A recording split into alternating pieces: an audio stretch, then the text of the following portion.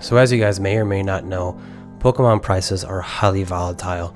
They could be really high one month and then drop considerably the next month. It's really unpredictable, and you never know what you're gonna get.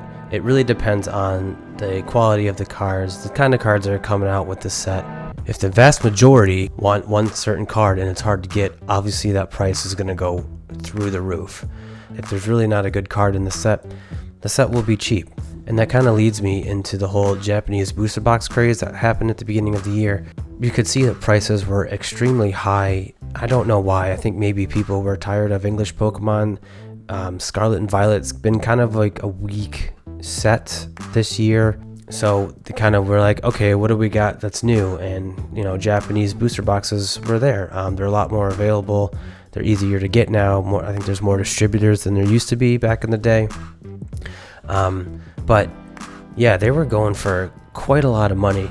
I remember buying a Triple Beat booster box for around $130, and that's because of the Dendra Secret Art Rare. That thing was around, I think when it first came out, maybe $500, which is nuts. Right now it's a lot cheaper, which is great, but I mean, it's still in the hundreds. But because that price has dropped, that means the booster box price has dropped, which is good for you guys. The average price for a Japanese booster box or so is around $50 US if you were to buy it in Japan. Obviously due to shipping and, carrier fees, and I don't know if there's import tax or whatever. But for the distributors to make money, they obviously got to pay you a little bit more, which I don't mind, like $25 or so. More just to grab a better quality controlled product than the people I grab my Japanese booster boxes from. Sakuras card shop. He's based out in Texas. I met the owner. His name's Dave out in Card Party. He's a really awesome guy. He sent me a VSTAR Universe box for free, and I think at the time they were around $100, so that was really awesome. And then there's another shop I go to, Moxie's card shop. I'll put the links in the description below for you guys to check them out if you guys are wondering if you should buy booster boxes or not, but they have really good prices.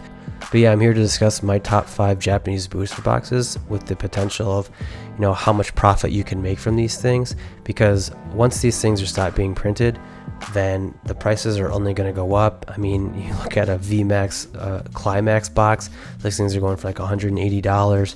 A shiny V-Star box, they're $150.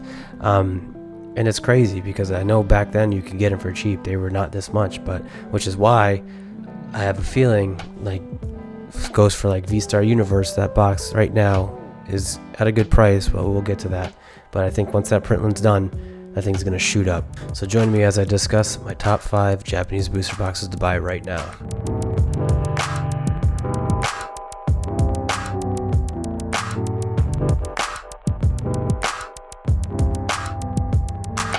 So number 5 on my list, I did mention earlier, is Triple Beat. That released this year, March 9th, 2023. And right now they're at a really good price. They're around $80. The main card that you can pull from that is, like I said, the Dendra Secret Art Rare. That card is around $170. And so if, say you were to buy a booster box for $80 and you were to pull that Dendra for $170, you can make a profit of around $91, which is great. I think Japanese waifu cards are going to always be a big thing to collect in the Pokemon community. I see no wrong keeping them, especially a Japanese version, because they're always hundreds of dollars more than their English counterpart. So if you're able to find these, I would definitely grab one.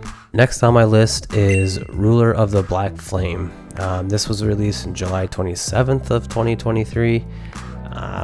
And obviously the main thing we got, or the main card from the set, is Charizard. Right now, these are at really low prices, around $65, which is awesome. The reason I think is going to be good in the long run is you can't do wrong with Charizard, especially in the Pokemon community. I know there's people, especially me, who are kind of tired of Charizard. He just never stops showing up. But I mean, think about it. It's always one of the top cards no matter what. It is in this set, obviously. The Secret Art Rare is around $220, and then the next card is the gold card following that. And I mean, obviously with Charizard on the cover, you're going to expect him to be the top card to pull. But it's also just Charizard's been around since Gen 1, and he's always been a staple. It's always been one of the top cards for every set, even if in Darkness Ablaze. It's not expensive, it's only like $35, but the Charizard VMAX is the top card from that set, so it kind of makes sense to grab a few of these and, you know, open them for fun, see if maybe you can pull that SAR, but if not, you know, hold them. I'm not sure what I'm going to do yet. I was able to pull the full art Terraform Charizard, but not the SAR, so who knows, we'll see what happens. But as I said, the box is $65, and if you were to pull that SAR Charizard, it's $220, so you have a potential profit of $155 from that box if you were to sell it. These are ungraded prices, of course. If you were to grade them and they were PSA 10, I'm not sure what they are, I haven't looked them up, but obviously any PSA 10 is going to be worth a lot more than just a regular raw card. So number 3 on my list is VSTAR Universe. This was released December 1st, 2022. And I keep hearing that they're done printing this, but then I keep seeing people restock them, which is kind of nuts. I always have a soft spot for this because this might be my first Japanese set that I ever bought. And the first box I opened, I pulled the Gold Arceus, which was absolutely amazing. And I think from then I was hooked. And then, you know, you had the release of Crown Zenith, and I hate that set. I don't like the English version of it at all. It's not as fun to pull. I mean, with the VSTAR box, you get every single pack has a hit, which is amazing. You got the textured energies, you got radiant cards, you got some of the best SARs I've seen in quite a while. And another thing I've learned from VSTAR Universe too is if you pull a trainer SAR, that's not even SAR, that's just like an extra bonus, and then you get the Pokemon SAR. Same thing happened. So that Gold Arceus, I got the gold, and then I got another SAR in that set. So it's just an incredibly fun set to have and to open. And I could see this going up to like $150 in like a couple years, only because I feel like it's one of the most sought after Japanese sets. Also, the best thing about this set is that God Pack, and luckily I was able to pull that after I think maybe, oh my god, I don't know, 10 boxes? I don't remember. Oh, wait! Oh my god! Oh my god! Did we just pull a fucking God Pack? Guys, we pulled a fucking God Pack! Holy shit! Holy shit! We pulled a fucking God Pack! Oh my god! It was up there. I was able to pull the God Pack. And that God Pack in total is worth $285 if you take all of the Pokemon and add it. Pikachu being the most expensive card in this set at $177. And I'm getting all this data from Pokedata. That's where I get all my money from. And then to add those and then be in one big picture, it's just amazing. And then you obviously with that, if you were to pull that, you bought one box and you got the God Pack, you'd have a profit of $200 right there, which is amazing. Again, if you were to sell the cards. If not, you know, do whatever you want with them. But especially if you get extras, you do get a lot of extras the more you open. But VSTAR Universe, definitely number 3 on my list. So number 4 on my list is a set that hasn't come out yet. It'll be coming out next week, and I think it's gonna be better down the long run. Is Ancient Roar. From what I've seen and from one of like posts I've posted and people talking about it online, is Roaring Moon is gonna be the chase card of that set, and honestly the card looks really good. Future Flash, you have Iron Valiant, but it looks good, but not as well as Roaring Moon. And so this set comes out October 27th, 2023. Pre-orders were about $75 a box, which is still pretty good. I mean, that's, you know, $25 over MSRP, I think. And, you know, we don't know what's going to happen with this. We don't know if that Roaring Moon's going to be super high, super low, but it is going to be the chase card of the set. Since we don't know, this has potential to go two ways. It can go super low, the box itself, or super high. There's no wrong in keeping booster boxes, you know, for the long haul.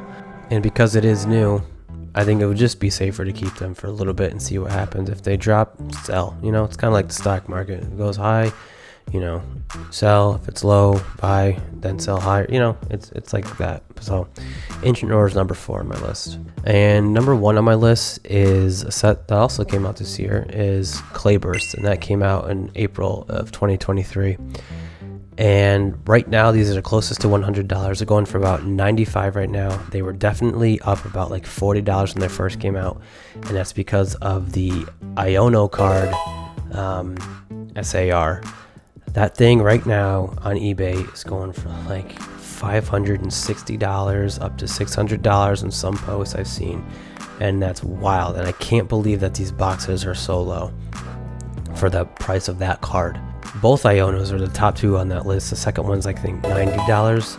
I have never purchased any Clayburst, but I think I will, only because of that. So if you were to pull that Iono SAR and $565 card, you spent $95, you got a profit of $470, and I don't see how you can go wrong with that. I honestly think I should will probably purchase a lot of these boxes in the future. Also, with all of these prices on these booster boxes, this is all shrink wrapped. You can buy these boxes. So what they do over in Japan is they take off the shrink wrap to kind of deter resellers to like shooting up the price. But you can buy these without shrink wrap, and they're usually about $10 to $15 cheaper, which is great. Some of them, not all of them, but some of them. And you honestly, if you're gonna open them, I would buy the non-shrink wrapped one, because I did the one God pack I pulled from VSTAR was out of a non-shrink wrapped box, so it's not like they can really mess around. They have pull tabs on them, they're glued really well. So if you just want to have fun in opening these and maybe pulling a huge potential card, definitely buy the non-shrink wrapped version if you can. They do sell out faster because I think more and more people are realizing it doesn't matter how they come. Everyone's pretty trustworthy when it comes to selling them over here. So anyway, that's going to be it for me. Thanks for watching. Let me know down below if you guys are picking up any of these things, if you've pulled anything crazy from Japanese booster boxes.